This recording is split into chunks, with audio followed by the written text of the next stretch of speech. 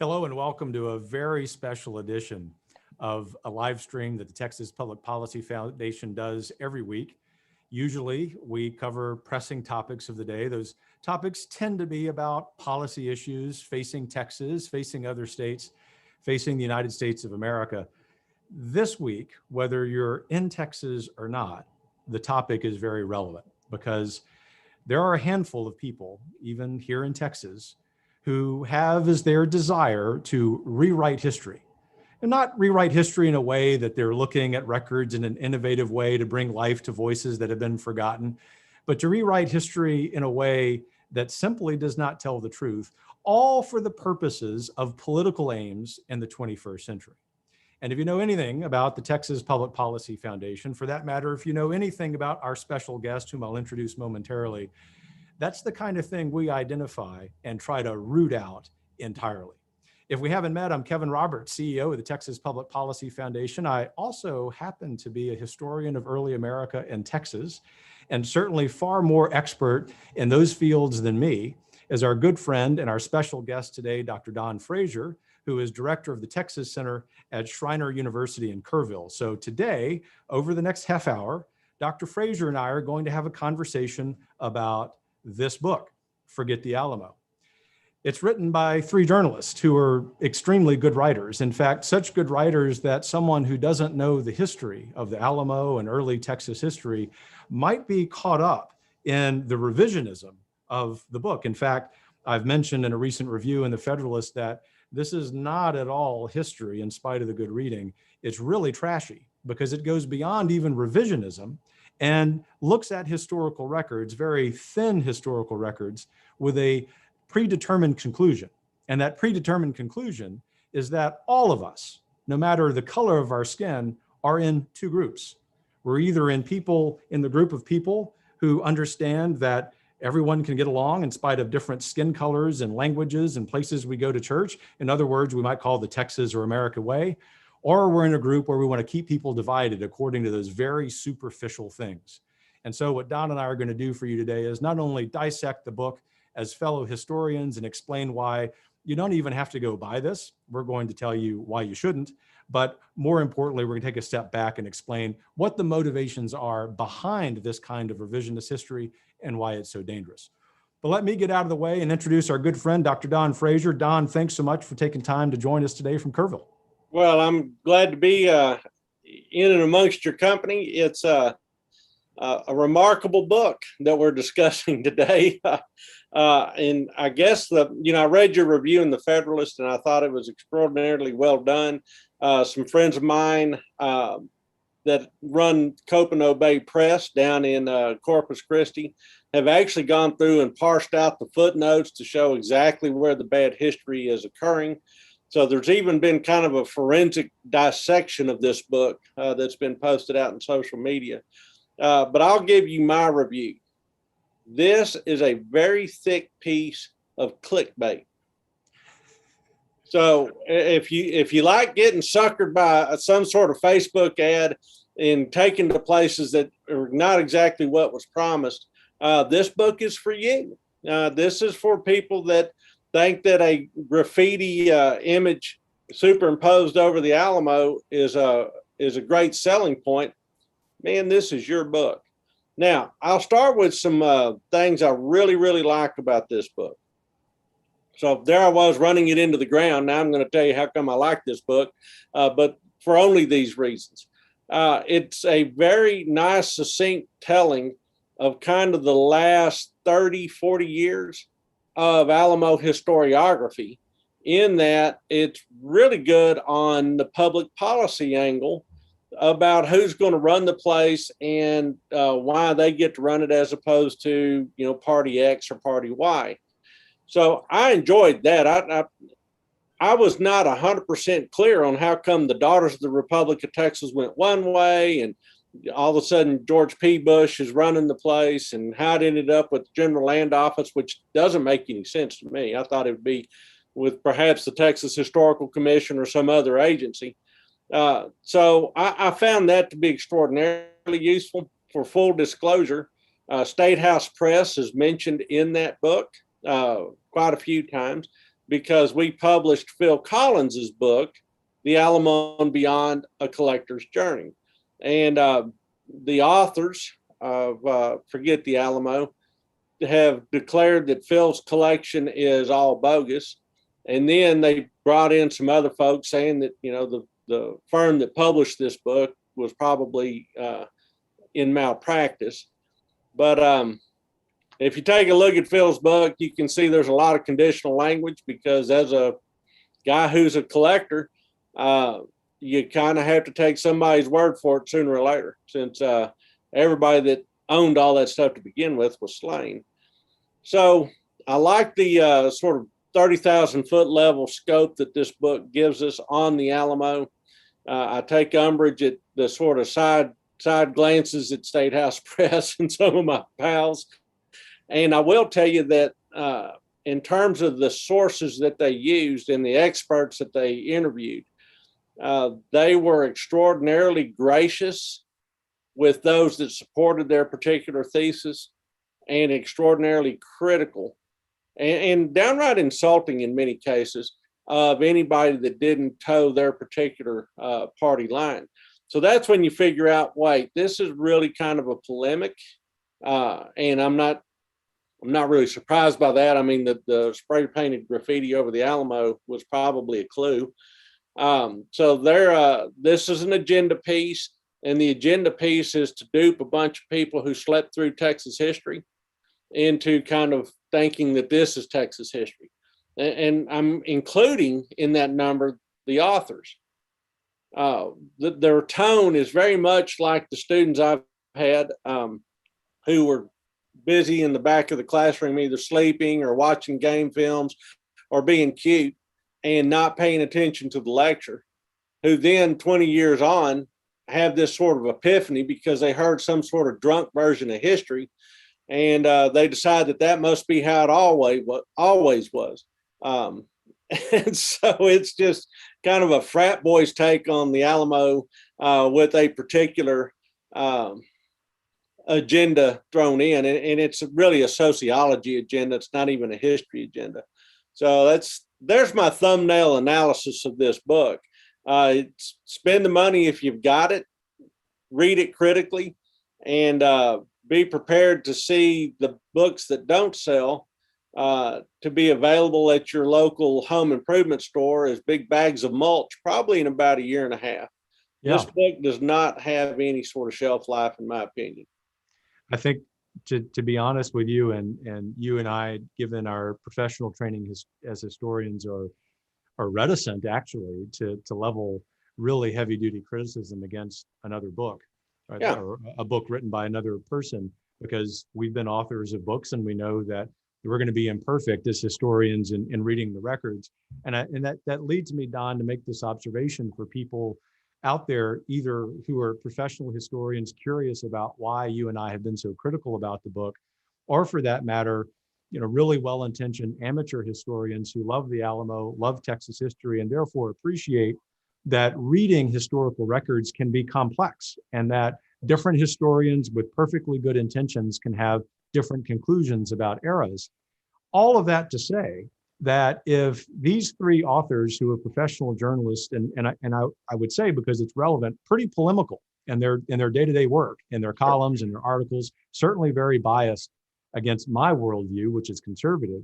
If they had set out to say, we're going to update the historical record, we really want this to be a good faith attempt to bring to light some things that maybe previous histories of the Alamo and Texas history have not mentioned, they didn't do it. And the reason they didn't do it is because the first half of the book, which is the most awful, has a very, very thin set of evidence. And in fact, as our friends at Copano Bay Press have shown, if you do a forensic audit of this book, which every historian has to do of our research, it would not only get an F, but they would be kicked out of school for being dishonest. And their lack of sleeping in class. Yeah, exactly. Their lack of objectivity toward historians who disagree with them is actually insulting. That's not what historians do. We acknowledge that there are records and historians who might point to a different interpretation, but then explain why our interpretation is more persuasive. I'll say finally, before pitching it back to you, is that the one part of the book that is okay is like the last third of the book, where you can really see their training as journalists shine. And their training as journalists shows that they're looking at modern records, they're interviewing people who are alive today. And it is a decent explanation of what's been going on politically surrounding the Alamo. But even still, it doesn't make up for the first 2/3 of the book, which are not only irresponsible, but I hate to say, also really poorly intentioned. So Don, you've been at this a long time. You lead a very important center for Texas history, the study of Texas history. For our viewers who are worried about how extensive this threat to the truth about Texas, the truth about history may be, what would you say? I mean, what can we expect in the near term about all of these revisionists who are trying to turn Texas history, the ideals of Texas, on its head? Okay, so what we do here at the Texas Center is we are essentially engaging in the large conversations going on in the state. And the reason we need to do that are pretty clear. We're going to double the population of this state by 2050. And with that will come political power, economic standing. It's going to change a lot of things about Texas, or will threaten to change a lot of things about Texas. So think about this. You're standing here, you're proud of this Texas story. Now put somebody standing right next to you that you may or may not recognize. And they may or may not be from another state in the Union. They may be from another country on the planet. What we're doing at the Texas Center is we're trying to get everybody to find their place in the Texas story, because everybody's got a role to play here. And Texas has always been this sort of nation of immigrants anyway. I mean, everybody's coming from someplace else. Texas started its life back on the 8th day of Genesis as kind of a tough place to love. I mean, there's only one natural lake in the state of Texas, and we have to split that with Louisiana. So it took a special kind of people that could take nothing and turn it into something. Okay. So that said, those sorts of people are tough to force into the squeeze chute, to use a cattle metaphor. And so if Texas is about to be the largest state population-wise and the most important politically, if Texas leads the way and so goes the nation, then we are the great big grand prize. And there are people that would like for Texas to not be exceptional. They want to take us down a couple of notches. They want to make sure that there's no secret sauce to Texas. We might as well be Iowa or Indiana, or maybe even California, if we could just throw some more some regulation on top of things. And so that is the battle here. I mean, this book is really not about the Alamo. This book is about the future of Texas, and that is going on all over the place. And so they used people in this book in order to bolster that sort of argument. And one of them was Andrew Target, who is a left of center historian up at the University of North Texas, does great work, did a great book called Seeds of Empire. It wasn't new. I mean, we knew that Texas was a southern state and that slavery existed. But all of a sudden, this idea of slavery equals white supremacy gave a dog whistle to the left that these guys have just pounded on. So white supremacy in an 1830s context is different than white supremacy on display at Charlottesville. So yeah, it's intellectually dishonest, but it's because the game is afoot and the prize is gigantic, and the prize is Texas. Yeah, that's perhaps the single best explanation of what's at stake and why that I've heard. And keep in mind, here at the Texas Public Policy Foundation, we work every day, as I know you do, on that issue of keeping Texas, not to keep people out, but because Texas has been a place for centuries where people who have been marginalized and oppressed other places can come here, even into the present day, and experience liberty and prosperity at a level that even most other Americans will not experience. And this book is aimed directly at the heart of that noble aim. And by saying that, you and I would be, viewers who agree with that statement largely, would be put into a category by these authors as white supremacists. And that is not an exaggeration. Exactly. As I mentioned in my review, and these authors were in a tizzy a couple weeks ago about this event at the State History Museum here in Austin, where they were going to be being canceled. And I encourage that format be changed because they didn't have a critical voice. I know, Don, you've had the experience as I have. We've written books or we've written articles or we go to historical conferences. There's always a competing voice there. Well, one of the problems that these folks have is that they don't want to be challenged. They don't want to be criticized, even constructively, because the aim is not about history. The aim is about the present and the future. And if they can convince enough people in Texas and enough people who are coming to Texas that Texas simply isn't exceptional, it's not special. In fact, it's filled with white supremacists who believe that the Alamo defenders were heroic, then they've accomplished their objective. The problem with that is it's wrong history. And it's really important that people who access this book or access some articles about the book recognize it's not at all history, but it really is a political project by the far left.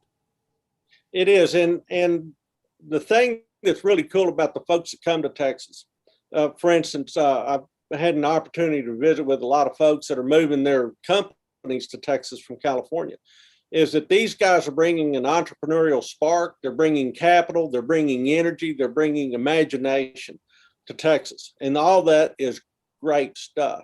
But it behooves us to say, great, we're glad that you're here. And here is kind of the secret sauce. Here is what you guys are inheriting. There is a heritage here that you guys get to embrace and build upon in your own unique way. But it's not a heritage that needs to be run away from or dismembered or discarded. So I'm all for folks coming to Texas, and I'm all for helping them find their own particular part of the Texas story. But the Texas story is not the California story. It's not the Florida story. It's not the New York story. In my opinion, one of the things that is really great about Texas is it is perhaps the best manifestation of the American idea. So 1776, you've got a lot of people thinking lofty thoughts, and they're informed by classical writers from the Enlightenment and all the way back to classical antiquity. All of those lofty thoughts are great, but what happens when you weaponize that in the field? What's it look like when it's deployed? And especially when you try to deploy that political thinking in a foreign context. And that's really the story of early Texas, is what happens when you invite people into your country, in this case, Mexico, inviting them into Texas. And these newcomers are all carrying their Constitution in their pocket. What does that mean? What are the implications of that? Mexico decided we don't want people that know what the Constitution says, because they believe that there's a set of rules that they're adhering to and that we've quit adhering to. And now they're kind of being a pain in our neck. And Texans have always been folks that understood that the Constitution guarantees things like faith and freedom and family and the pursuit of happiness, however you define it. And that's why we're also a very strong 10th Amendment state, because we've read the Constitution and we understand what federal overreach looks like. But what's going on with this book and what's going on in conversations that I'm hearing all over the state is that, no, Texas is not exceptional. Now, this is not our first rodeo, as you well know. I mean, Edna Ferber took a big swing at us with a book called Giant. And then it was turned into a Hollywood blockbuster. And it was supposed to show the world what a bunch of yahoos Texans are. Big hats, big talk, big oil. And Texans said, my gosh, Edna Ferber understood us. We're absolutely as awesome as she thinks we are. And she's just scratching her head going, you guys have no idea. I just called y'all a bunch of yokel knuckleheads, and y'all are all going, thank you. Can we have another? Because there is this sort of self-confidence, this swagger that comes from being who we are. Yeah, and I'm going to pick up on that point, make one final point before we turn to audience questions. Sure. If you're in the audience and you have a question and haven't posted it yet, just write that into the comment section of whatever social media channel you're watching this on. But the point I was going to make is this Texas bravado, this Texas spirit that you just described well, Don, is something that's shared by every kind of Texan. Absolutely. Texans of every skin color, every ethnic background, every religious denomination, every political party under the sun, because the Texas ideal, because it's about liberty and prosperity and human flourishing, transcends all of those things. Right. But what I would argue is the gravest mistake by the authors of this book is that they create a monolith of Spanish-speaking Texans. And they think that every Spanish-speaking Texan you would encounter on the street today is someone who, like the Castro brothers, discovered their Mexican identity as Chicanos at an out-of-state university. And it really is true that the authors then impose that nonsense on millions of Texans of Mexican descent in particular. And you and I don't have to tell viewers of this, especially those of you in Texas, that it's just decidedly not true. And what they're doing is just creating straw man after straw man after straw man. And they have forgotten that one of the reasons that Texas is such a popular destination for people from California and New York and Illinois isn't merely its low taxation. It's that this is a very healthy, vibrant civil society that's been diverse for centuries. And even though it's imperfect, because it's a human enterprise, it's imperfect because each of us, regardless of our backgrounds, it is the best place to experience the American dream. It is organically diverse. You're right. Indeed, in the best sense of that. So Dr. Frazier, we're going to turn to some audience questions here, and I'm going to pitch most of these, if I can, to you. Okay. So first one is a really good question. They ask, with so many people pushing lies about our state's history, how do we remain vigilant about what is true and what is not? Okay, there's been a body of literature that's built up over the last 40 years that these authors didn't pay attention to. But here's the problem that's going on in the state, in my opinion. We've lost the last two generations. Texas history used to be a pillar of the 7th grade curriculum. But then all of a sudden we started teaching to the test because we had testing requirements in public schools. And Texas history was not tested. So as a result, Texas history became one semester instead of a whole year course. And beyond that, it was usually assigned to somebody who, was looking for an early retirement or was looking to rack up some years before they retired. It wasn't handed to the most gifted necessarily. It became that sort of leftover course that you handed to people that you knew, since it wasn't tested, it really didn't matter. And so Texas has really kind of dropped the ball. I mean, we as a state dropped the ball on emphasizing Texas history recently. And this has gone on for about the last 10 years, 15 years. So I think you probably need to ask questions. Ask questions of your alma maters. Let's start there. What are you guys peddling, and how come I should write you an alumni check? Please justify this check. You should figure out who's running for school board and what they're peddling. In essence, again, I'm going to go back to 1776. We need a little bit of civic virtue and a little bit of virtuous citizenry that gets engaged in this process. So the price of liberty is eternal vigilance. And you ask the question, how do we remain vigilant? Get involved. Yeah, that's well said. And you've given some really good examples of how people can do that. And I hope they take that to heart. I'm going to ask a follow-up question in a moment about that regarding resources that are better sources than the book we've been discussing. We'll close on that question. But before we do that, because we have a few minutes left, there's an excellent series of questions coming in from an audience member right now, and it gets straight to the heart of the book, The Alamo. And this audience member asks, what would you say makes the Alamo relevant today? What lessons can we learn from the Alamo and their stand against tyranny that inspires us in the 21st century? The thing that strikes me about the Alamo, because in many ways it's the navel of the world in the true classical antiquity sense, that is where everything springs from in terms of the American idea. And here's why. The Alamo is a mess historically.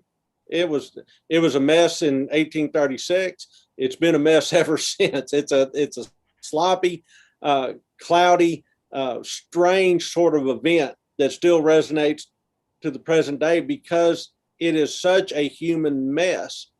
But through it all, there is this idea that we believe we are doing something that is right because we were invited in, we played by the rules changed, and we have inherited something. Let's call it an American revolutionary chromosome that is jangling our awareness that we have to stand up against tyranny.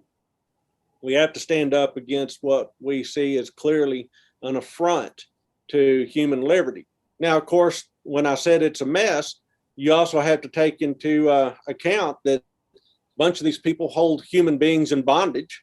Not all of them, but there are certainly slave owners within the walls, but they're not all slave owners. There's some people that are abolitionists within the walls of the Alamo. There's some people that don't care one way or the other as long as they get to make money one way or the other. So the other thing about the Alamo, and the reason it's relevant, is because the defenders of the Alamo represented a cross-section of human motivations and American motivations. And so, just think about the folks that you run with, the folks that you golf with, the folks that are working with you at your company. They all have a lot of different nuance to their life. There is no monolith. And so it's interesting when you put a diverse group of people and the chips are down, how they respond. There wasn't anybody inside the Alamo that betrayed the others. How come somebody didn't run out there and say, man, I don't know what these gringos are doing, but me and the rest of the, guys that are from Bear and surrounding regions, man, if you'll not kill us, we'll sell out the white guys. That didn't happen. Why? Why did these people do that? Now, were they pinned up there by accident? Maybe. Were they not supported by their government because their government was inefficient and democratic and therefore sloppy? Absolutely. And all of these are lessons that still resonate through the ages to this very day. That's why it is such an important symbol. And that's why the folks that want to capture the Texas identity and hold it for their purposes are desperate to tear down that monument. Yeah, I hope people who are watching this live will go back and watch the recording of your answer there, that there is a lot of substance there, which is also extremely thoughtful. And that's sort of the point, that one of the reasons you and I and many historians have had a visceral reaction to this book is that it's not at all thoughtful. Dr. Frazier and I are not trying to be ugly towards the authors of this personally, although we've received some vitriol personally for having the gumption to just ask some questions about it.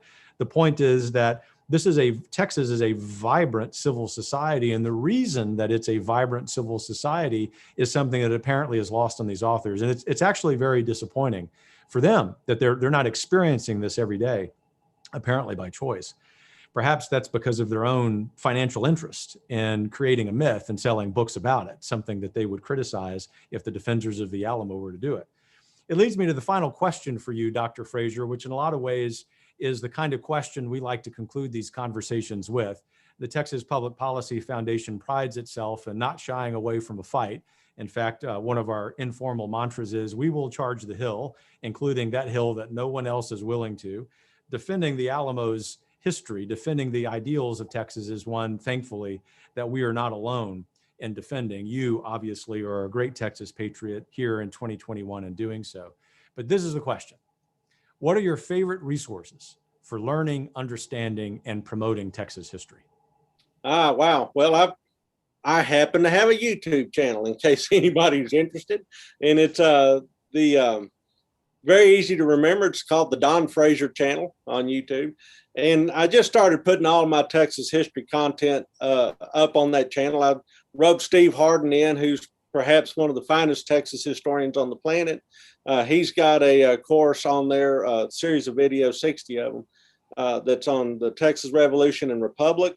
I would recommend his book, Lust for Glory, as a great sort of primer on that heroic age of the Texas development. My friend Bruce Wenders wrote a book called Sacrificed at the Alamo. which essentially says that, the reason those guys got shellacked at the Alamo is because they couldn't get their act together back at the seat of government. Not that this has ever played out in American history elsewhere. So that's a pretty nice little down and dirty treatment as well. So that's for this specific period. My videos take the entire warp and weft of Texas history from day 8 of Genesis literally to about the 1980s. Needs to be updated with some more recent stuff. But anyhow, there's plenty of stuff out there if you're looking for it. And those would be where I would start you out. After that, feel free to drop me a line and I'll add to your reading list. You just tell me what you're interested in. If you're interested in Comanches, I got your list. If you're interested in Texas Rangers, I got your list. Whatever you're interested in, I bet we can scratch that itch. Yeah, indeed. And so if you just heard that and you're active on social media, Dr. Frazier is, you can get that to him. You can also contact us at the Texas Public Policy Foundation. We'll get you in touch with him. I would add to the list because my colleagues here at the foundation, especially those who are filmmakers, including those who are responsible for this weekly live stream, have done a phenomenal job of putting together, producing, filming, hiring the actors for a wonderful multi-episode Texas history series. And the purpose of that is to tell the history of Texas truthfully. There's no whitewashing. There's no shying away from hard subjects. It's Texas history, unvarnished. And what's beautiful about it is because it highlights what Dr. Frazier and I have been using as the main criticism of this book. These authors of this terrible book have a predetermined conclusion, not based on facts, and read that into the historical evidence. This is the kind of thing that would have you trumpeted out of history graduate school on the first day. Yeah. The reason they're doing that is because they want to redefine what Texas is. But you and I, who have the privilege of waking up each day in Texas, know that we live the American dream more profoundly than anyone else. And so if you're interested in learning more about that, perhaps being more equipped with neighbors who are new arrivals to Texas, or perhaps someone who was duped by this book but really wants to know the real history, then please follow up with Dr. Frazier with those resources he recommended. You can also come to texaspolicy.com and follow the links to that Texas history series, which we were going to do just for a year, but now we've sort of taken as a challenge, as being inspired from this book, to do in perpetuity. And that's the Texas message, really, that when people decide that they're going to challenge the principles on which this great state, this great civil society, for that matter, the American Republic, are based, the Texans will always rise to the challenge. Dr. Don Frazier, thanks for making this possible. We look forward to having you on future live streams. I cannot recommend enough your work on the YouTube channel, what you're doing at the Texas Center at Schreiner University. And for all of you who've taken the time to watch this, may God continue to prosper the work of your hands, and may God bless Texas.